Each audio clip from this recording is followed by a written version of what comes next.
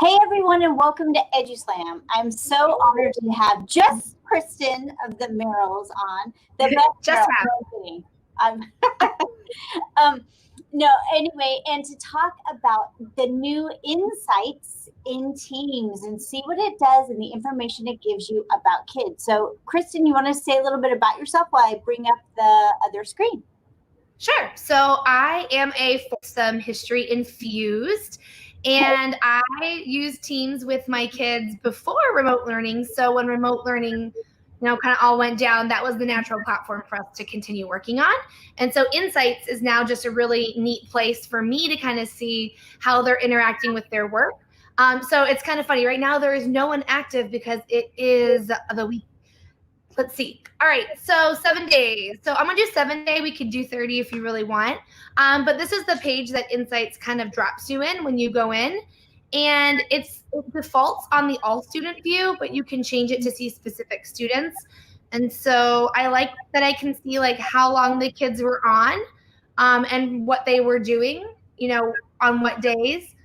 So that's kind of what this screen will give you. This is like the digital activities screen. So those, I'm seeing dots. Are those dots that say on April 27th she was in, or what do the dots tell? Yeah, and like they're longer. So like they'll show you like the periods of time that they spent in the program too. Okay. So like not only were they on, but they were on for longer or shorter amounts of time. And so you can see like you've got some students that come in once a day, just kind of grab their things, some kids who stay on. It's nice. It kind of shows you who's trickling in and who's not. You can also go down within that digital activity tab and go right to assignments, and that'll show you not just, where the first one was that they're just getting on. This one shows more like, are they going into their various assignments? So this up here, the second tile that you have on Insights is their grade. I'm not giving grades through rubrics or anything for remote learning, so mine's kind of blank right now. On-time assignments, when you click that, it'll show you and now this can be a little misleading because for my own sake in Teams, when I assign an assignment, if I assign it on Monday, I say it's due on Monday, but I give them till that following Monday to actually complete it. So you have to understand that this is just showing you the kids that actually did it on the day. But then you can scroll down and you can actually see the different assignments, and it'll show you how many of them are you missing, how many are late, how many were turned in on time. So that's kind of nice. You can kind of see the difference. And it's funny, the two creation assignments that we did in Teams actually have the most on-time turn-in rate than anything else. Huh. When you say creation thing in Teams, will you explain that? Oh, yeah. So like they had one of them was analyzing World War II posters, and they had to go in and we had a set of questions, and they were going in and picking apart the different posters. And then the other one was a newspaper. So it was in a PowerPoint that was completely editable, and they went in and they were becoming news journalists because we were talking about World War II and the bombing of Pearl Harbor. So they went in and picked the main events that we read about together on our online lessons, and then they got to go in and create the newspaper and add in the pictures, and it was pretty cute. It was fun. Yeah, all within Teams. So the fourth tile on here is your average time for feedback. So that's just a good reflection tool for teachers. It lets you can see that I actually started giving more feedback as the week went on, and as the project this week we had an assignment that they started and they kind of like added to it each day. It wasn't like new assignments, so the feedback kind of like rose, and then it even shows you like the average time for feedback, like how long it's taking you to give your feedback. But that's just good for teachers to reflect, like how long is it taking me to respond to my students. And it doesn't always have to be like feedback. It can also just be like I leave them notes and messages and things like that.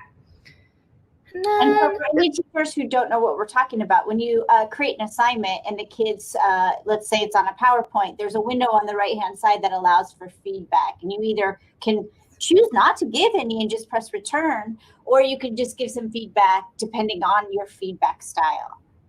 Yeah, or you can just leave them nice little messages and tell them that you missed them. Yeah, which is a lot of times what I do. I just use it as a platform because the kids will check on it.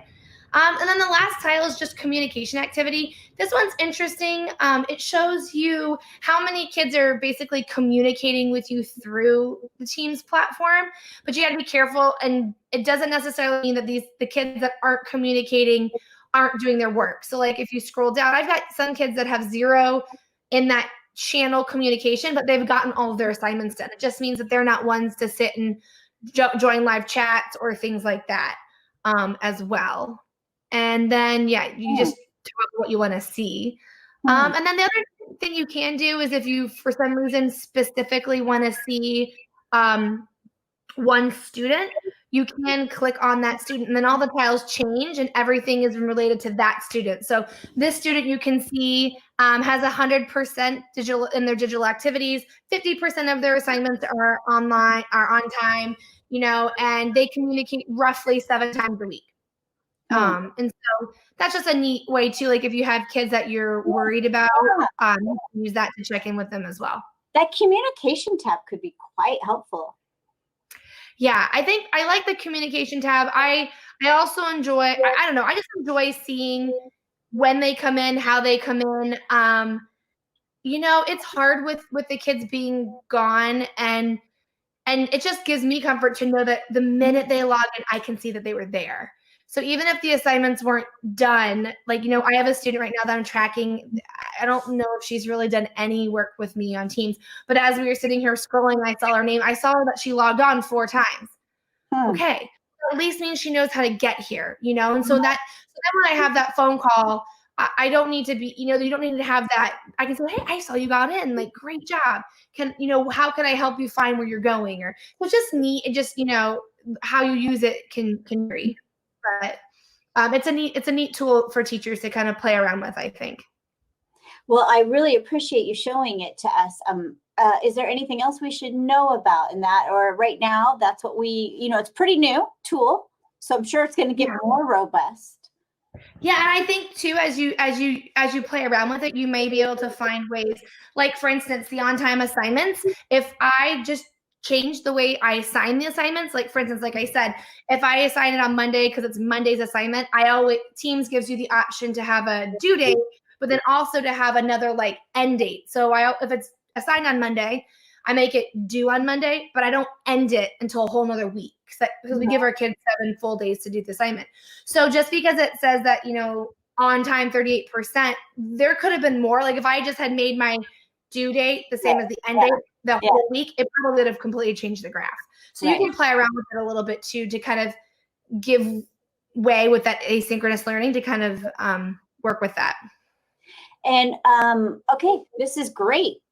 Thank you so much for showing us that. You guys have to check it out. Yeah, it's cool. And this is, to me, what makes Teams rise a little bit above some others. And and I love the same thing. Like when you go to the assignments and you go into an assignment, you can see the same data right on that page. I can look at that screen and know instantly who's even opened it. So I don't even have to waste my time going into certain ones to give feedback because I already know if they've seen it or not. So like, the data it can all be compiled here at Insights, but it's all kind of like scattered throughout Teams, which is neat. Yeah. Cool. Okay, thanks. And I guess Slam. Slam. Microsoft Teams.